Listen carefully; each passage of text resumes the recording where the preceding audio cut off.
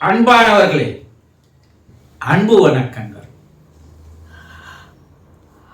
உங்கள பல பேர் நடந்து போன நிகழ்வுகளை, நிகழ்ச்சிகளை நினைத்துக் கொண்டு வேதனையிலோ, கவலையிலோ, துன்பத்திலோ, வருத்தத்திலோ இருந்து வருகிறீர்கள். அது என்ன கடந்து போன, என்னுடைய தாய் இறந்து விட்டார்கள், என்னுடைய தந்தை இறந்து விட்டார், என்னுடைய கணவன் இறந்து விட்டார், என்னுடைய மனைவி இறந்து விட்டார், என்னுடைய பிள்ளைகள் இறந்து விட்டார்கள். எப்போ? 2, 3, 4, 5 ஆண்டுகள் ஆகிவிட்டது. அதை நினைத்து இன்று வரையிலும் வருத்தத்தோடு, வேதனையோடு இருக்கிறீர்கள் இல்லையா? நான் காதலில் தோல்வி அடைஞ்சிட்டேன், என் காதலி என்னை ஏமாத்திட்டு ஓடிட்டான், என்ன காதலிச்சவ காதலை என்னை ஏமாத்திட்டு வேறு ஒருவரை திருமணம் பண்ணிக்கணும். இப்படி உங்களில் காதலில் தோல்வி விட்டுவர்கள் பல பேர் இருக்கீங்க இல்லையா? நான் தேர்வுல தோல்வி விட்டேன், அதை நினைத்து நினைத்து இன்று வரைக்கும் நான் வருத்தத்தோடு வேதனையில் இருக்கிறேன். இப்படி மாணவர்களாகிய நீங்கள் சொல்கிறீர்கள் இல்லையா? நான் தொழில்ல லாஸ் ஆயிட்டேன், அந்த தொழில்ல எப்படி லாஸ் ஆனன்னு தெரியல, நான் லாஸ் ஆயிட்டேன், தொழில்ல லாஸ் ஆனதுனால நான் முடங்கி போயிட்டேன். அதையே நினைத்து நினைத்து வேதனையில் நான் இருக்கிறேன்.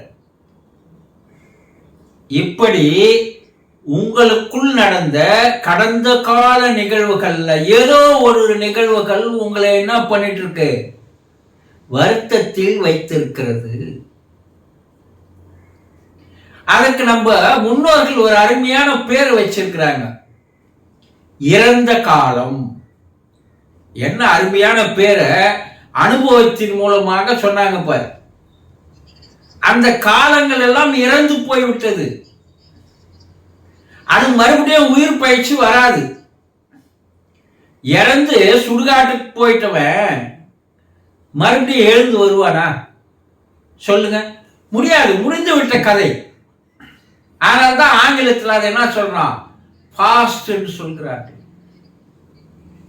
போயிடுச்சு, அது இப்ப இல்லை. காதல் தோல்வி போயிடுச்சு, தேர்வுல தோல்வி எப்பவும் போயிடுச்சு. இவையெல்லாம் நடந்து முடிந்து போனவை. இறந்தவங்களுக்கு உயிர் கொடுக்க முடியாது, காதல் இல்லைன்னா மறுபடியும் மீட்டு எடுத்து வர முடியாது, தேர்வுல மறுபடியும் ஜெயிச்சு வர முடியாது. இதெல்லாம் ஏற்கனவே நடந்து போச்சுங்க.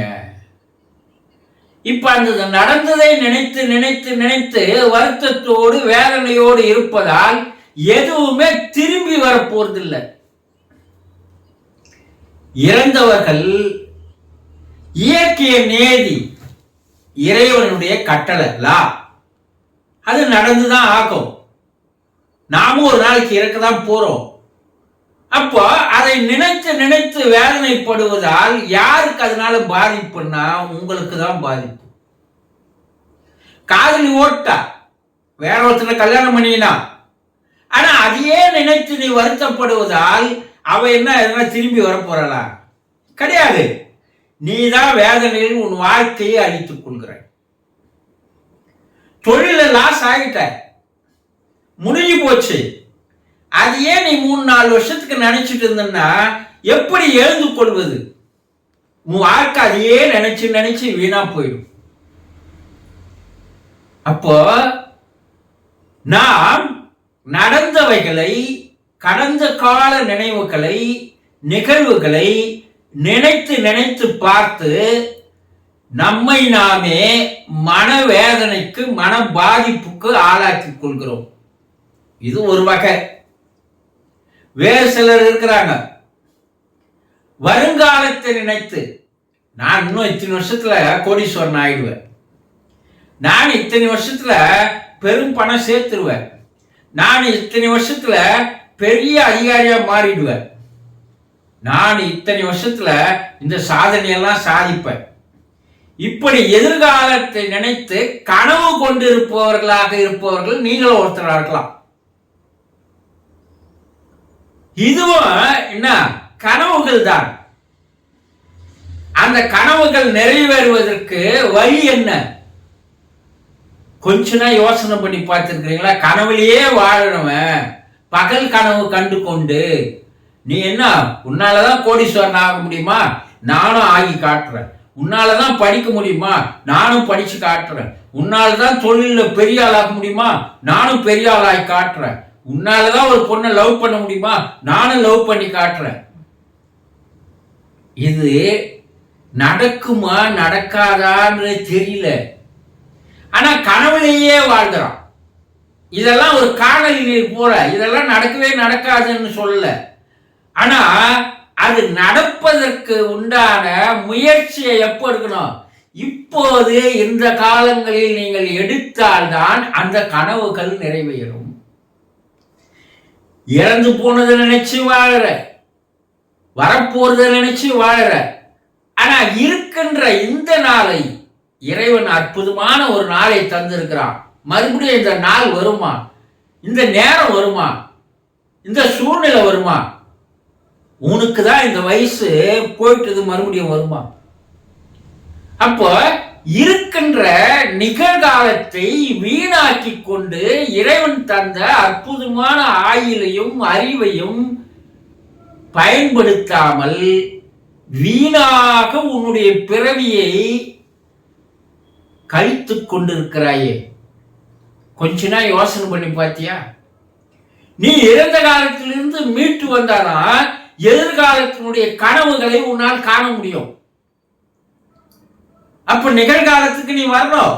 இன்னைக்கு நம்ம என்ன செய்யணும், ஏது செய்யணும், எதை பண்ணணும், அதுலயே இருந்தா நம்மளால மீண்டு எழுந்து வர முடியாது.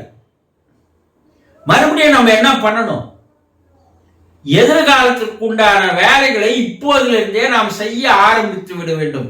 நிகழ்காலத்தை, இன்றைய நாளை சரியான முறையில் திட்டமிட்டு வாழ்வதுதான் மனிதனுடைய வாழ்க்கையினுடைய குறிக்கோளாக இருக்க வேண்டும். இதுக்குதான் இறைவன் உன்னை படிச்சான். ஆனா நீ என்ன பண்ற? போனதை நினைச்சு புலம்புற, வரப்போறதை நினைச்சு கனவு காண்ற. ஆனா இந்த ஒரு நாள் உனக்கு கீழே நழுவி போயினே இருக்குது. நீ பல ஆண்டுகளாக துக்கத்தில் இருந்தால் அந்த ஆண்டுகள் திரும்பி வருமா? பல ஆண்டுகள் கனவில் இருந்தா கனவு கண்ட அந்த நாட்கள் திரும்பி வருமா? நீ பேச அடித்தளம் போடாதியே ஆகாயத்துல நீ கட்டணம் கட்டிட்டு இருந்தன்னா எந்த காலத்திலும் உன்னால் முடியாது என்ற புத்தி அறிவு வேலை செய்யலையா? மனிதன் என்பவன் அறிவில் தெளிந்தவன் சொல்றாங்க, அறிவில் சிறந்தவன் சொல்றான் வேதகால ரிஷிகள். உன்னை போல ஒரு அறிவில் சிறந்தவன் இந்த உலகில் கிடையாது என்று கூறி சென்றிருக்கிறார்கள். ஆக இறந்த காலத்தை நினைத்து வருத்தப்படுவதை விட்டு தள்ளுங்க. போனது போனதுதான், திரும்பி வராது. எதிர்காலத்தை நினைத்து கனவு காணாதீங்க. இப்ப இன்றைய நாளை எப்படி சந்தோஷமாக, ஆனந்தமாக, மகிழ்ச்சியாக எப்படி அதை அறிவோடு பயன்படுத்தி இந்த நாளை திட்டமிட்டு வாழ்ந்தால் எதிர்காலங்கள் உங்களுக்கு நீங்கள் நினைத்ததெல்லாம் நிறைவேறுகின்ற ஒரு காலகட்டம் படிப்படியா ஏறி வரும்போது மலை உச்சியையும் நீங்கள் அடைந்து விட முடியும், சாதிக்க முடியும் என்பதை புரிந்து கொள்ளுங்கள். சந்தோஷம்.